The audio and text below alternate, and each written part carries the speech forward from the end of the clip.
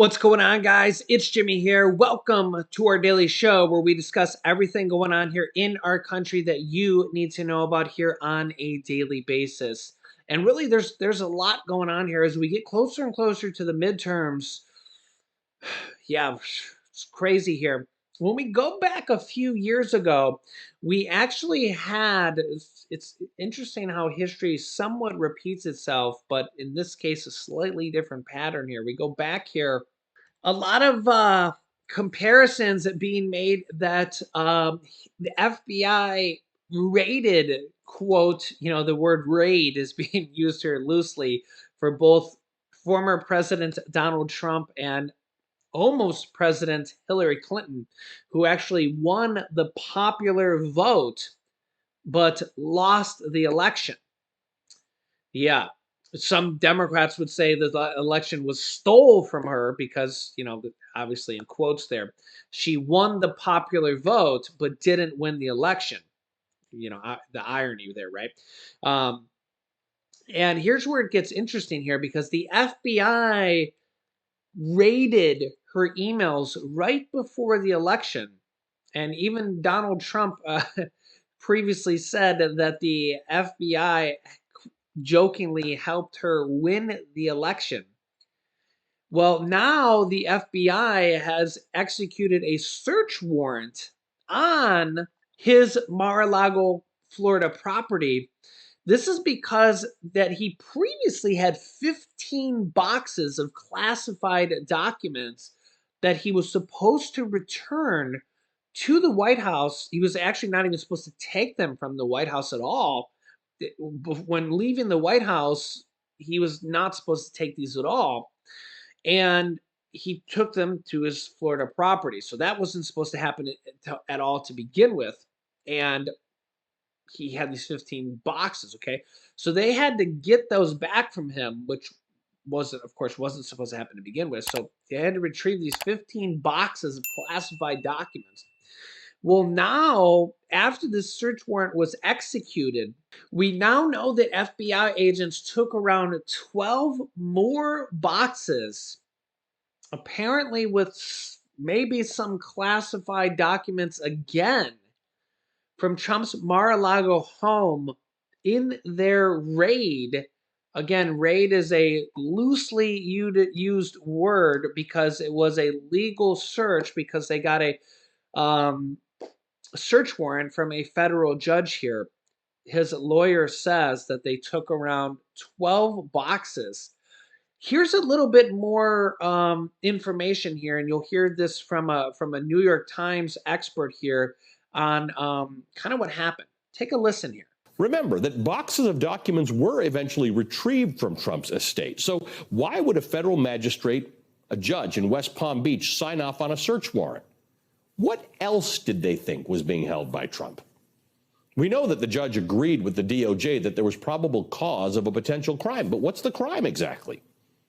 Earlier today, CNN was first to report that federal officials visited Trump's Palm Beach home in June to discuss those materials, including some potentially classified materials that were found there.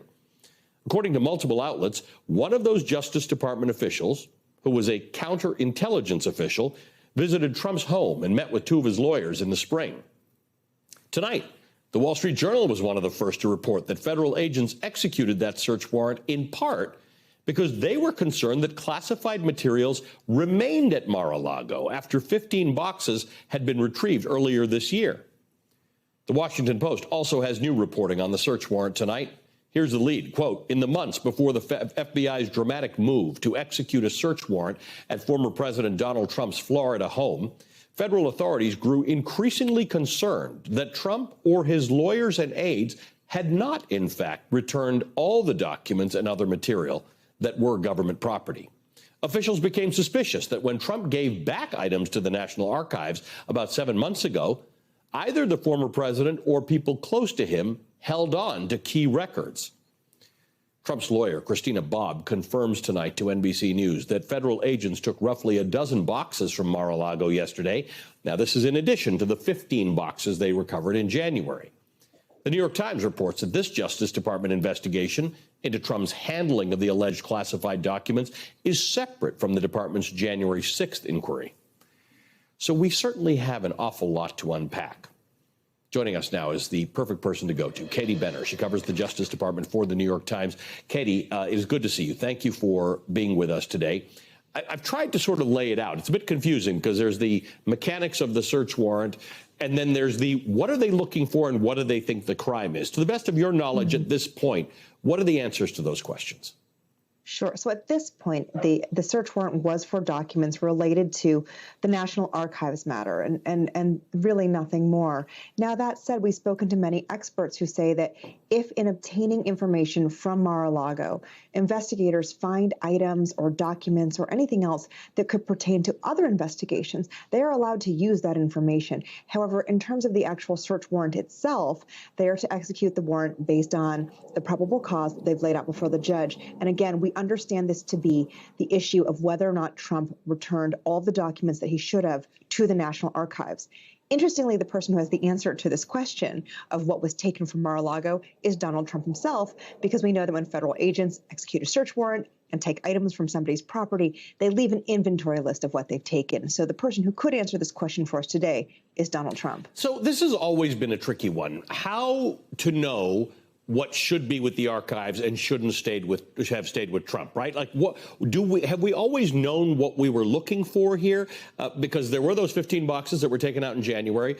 Now there's 12 more boxes. Does somebody have a list of this is the stuff I need and it's not where it's supposed to be and it's important to either national security or the January 6th investigation, or it just isn't supposed to be with Donald Trump?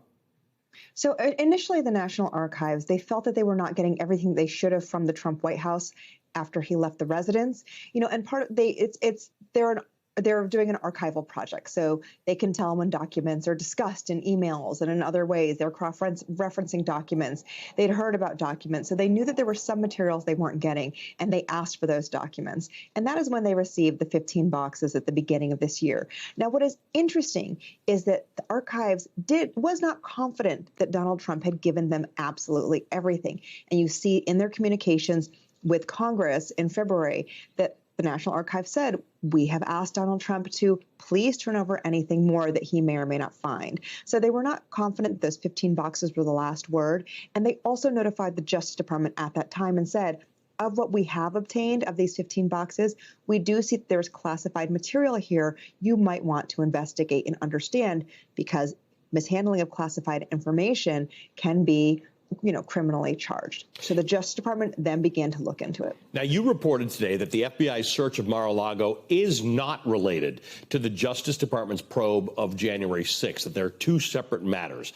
Tell me again, because you hinted at this in the beginning, that if they find something that they're looking for, what's the overlap, if there is any, between what happened yesterday and the Department of Justice separate investigation into January 6th? Sure. So far that we know, there is no overlap. Again, they executed a search warrant to obtain documents related to whether or not Donald Trump had given back everything that he should have to the National Archives and whether or not he had improperly handled classified information. There could be overlap in the future. And again, I say could because we do not know whether this would happen, and it may not happen. But there could be overlap in the future if, in looking through the materials obtained, the Justice Department finds any documents related to its other ongoing investigation or any documents that look like they point to criminal activity. Earlier tonight, the Republican Congressman Scott Perry of Pennsylvania released a statement saying that the FBI had confiscated his cell phone. Now, we heard at a previous January 6th hearing that Congressman Perry allegedly sought a pardon from Donald Trump after the Capitol attack. Are these matters related? Is it just a coincidence that the FBI got Scott Perry's cell phone, or he talked about it today, and the raid happened yesterday? Are they related or unrelated, as far as you know? So I would say that these matters are not related per se. It's interesting to me that Congressman Perry wants to intertwine them together. He wants them to be related because we've seen the really strong Republican reaction to the search warrant on Mar-a-Lago. We've seen Republicans coalesce around Donald Trump, even those who had been sort of moving away from him, really in lockstep move to defend him and show that he is the leader of the Republican Party. So politically, it really behooves Scott Perry to say that these things are one and the same. However, we know that Congressman Perry could have information that's important to other ongoing Justice Department investigations, particularly the plan into the fake elector scheme, which was, submitting alternate slates of electors, falsely saying that Trump had won in key swing states, as well as the investigation into Jeffrey Clark, who was working with President Trump to try to undo the election, and their liaison was Congressman Scott Perry. Yeah, so really a lot going on here. They've asked Trump to return any classified documents, any documents he's not supposed to have here. And now they have taken 12 additional boxes from his residence. So we're going to see what information we get from the FBI, what information we might get from Trump's lawyers, what he releases, what we hear about here in the news, and what comes forward here. We also found out that he pleaded the fifth in his New York civil investigation with the New York Attorney General. He did not want to defend himself, and he pleaded the fifth instead. So a lot of controversy going on here. And yeah, guys can let me know your thoughts here on this.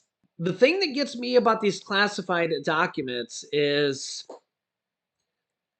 especially if we go back to the 15 boxes before and they retrieve those, definitely, like the one thing I always hear is that, ignorance is not of an excuse of the law, especially if you're the president, you're supposed to know these things.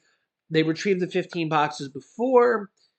For sure, then they said, okay, if you have anything else, you have to give it back. Okay, so if he had anything at this point after then, for sure at this point, I think we all agree at this point, he had to give it back. So if he had anything at all past this point that was classified or he wasn't supposed to have, I think there's no excuses at this point. I think even if you're a Republican, a Democrat, an independent, and he's still having it, especially if it's in his safe or something like that, you got to wonder why he's keeping it from them at this point. And here's the thing is that they've asked for it, and so we're gonna potentially find out here.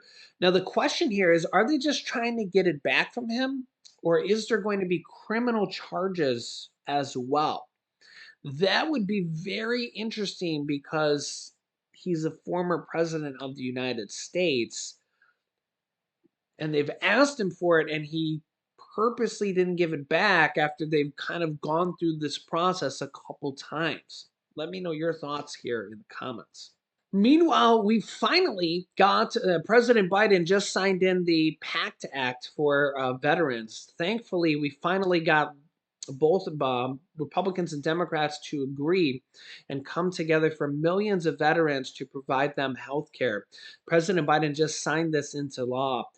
Here's what the president had to say here. Check this out. The veterans and their families here today and for all around the country, we can never fully thank you for your service and your sacrifice. And that's not hyperbole. That's a literal fact. Less than 1% of you, risk everything to defend 99% of the population. 1% risk 99%. We owe you. You're the backbone. You're the steel. You're the sinew. You're the very fiber that makes this country what it is. And that's not hyperbole. That's a fact.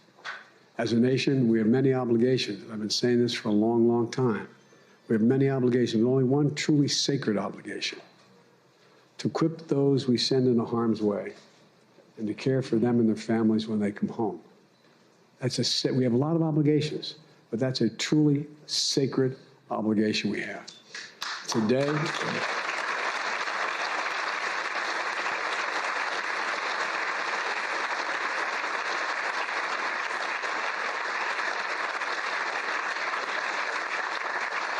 Today, we're one step closer to fulfilling that sacred obligation with the bill I'm about to sign into law. This is the most significant law our nation has ever passed to help millions of veterans who are exposed to toxic substances during their military services. You know, Secretary McDonough can tell you, I was going to get this done come hell or high water. This was something, the first thing, when a lot of staff knows that's true. It was part of my agenda that I announced in the State of the Union address. I announced 4 things we could that all Americans could agree on. One was beating the opioid epidemic. 2 was tackling the mental health crisis we face as a nation as a consequence of the pandemic. 3 was ending cancer as we know it, which we're going to do and come hell or high water again. And 3, supporting our veterans. Big issues that unite us. We're always being told that Democrats and Republicans can't work together. When I ran, I said one of the reasons I was running, one of the 3 reasons, was to unite the country, and I was roundly criticized for being naive. That was the old days, Joe. You used to be able to do that. Well, guess what? I don't believe it. We never have failed to. There are a lot of issues we can disagree on, but there are issues we can work together on. And this is one of those issues. So many of you here today remind us that we have fought for this for so many years. Veterans, surviving families, surviving family members, advocates like Rosie Torres and John Stewart. And John, I want to thank you again. I wanted to come up and hang out in the Capitol steps. The Secret Service said I would be a pain in the neck. They wouldn't let me do it. So at least we did a little video on there. But what you've done, John, matters.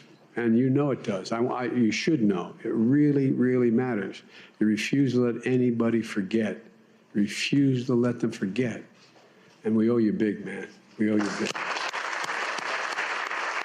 So yeah, my brother served in the Army and my grandfather served in the Navy. He was in Pearl Harbor 2 days before Pearl Harbor struck. And thank you to everybody's service. If you served in the armed forces, and it's very important to our country because, as President Biden said, the 1% protect the 99%, especially with what's going on in Ukraine and Russia and the threat of China right now. It really does kind of remind us all of the threats that are out there right now, and it's ever apparent when you think about those kind of things right now. Yeah, so thank you for your service, and it's really nice to see something like this get done, especially when this was voted no and failed just a few days ago, and we've seen veterans and so many people come together to actually make this happen and actually get this done. So, yeah, thank you for your service. If you have any friends or loved ones in the Army or in any of the armed forces, thank you for your service because, yeah, without you, our country wouldn't be defended. So it's very, very important. So let me know your thoughts. I will keep you up to date here with everything going on here in our country on a daily basis. Make sure to subscribe down below to our YouTube channel. It's completely free to do so.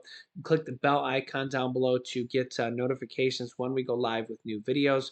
New videos come out here every day at 10 a.m., 3 p.m., and 8 p.m. Eastern Standard Time. You can click here to see our new video about Social Security updates that the new inflation number will really mean a big deal about Social Security and new money coming out here for millions of people, stimulus checks. So click on one of those videos next. Thanks for watching, guys, and I'll see you in the next video.